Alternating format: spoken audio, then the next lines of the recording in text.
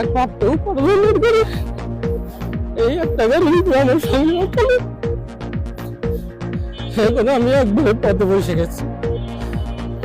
এই একমাত্র সম্বল ছিল আমার, এই গাড়ি ছাড়া আর আমার চলার কোনো পথ নাই। এখন কে বা কারা এই কাজ করছে আমরা জানি না। আমার কারোর সাথে কোনো শত্রুতাও নাই। আমি একজন সাধারণ লোক ছেলে, কোনো রাজনৈতিক দলের সাথে জড়িত না।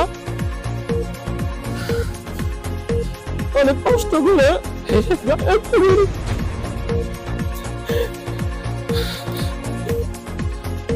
আমি মাধ্যমে সবার কাছে তার সুস্থ তদন্ত করে আর একটা ন্যায় বিচার চাই। আমি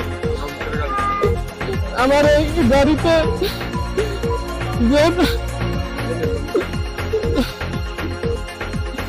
কে বা কারা যে দুষ্কৃতকারী হোক, যেই বা তাদেরকে আইনের আশ্রয় নিয়ে আমার উপযুক্ত কথা আমি আর ক্ষতিপূরণ পাই, এরকম একটা আশ্বস্ত আমি মাননীয় প্রধান উপদেষ্টার কাছে যাতে খবরটা পৌঁছে দিতে পারে, এটাই আমি চাই আপনাদের মাধ্যমে।